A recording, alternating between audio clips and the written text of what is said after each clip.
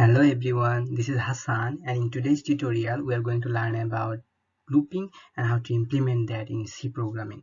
Well, looping means doing something again and again.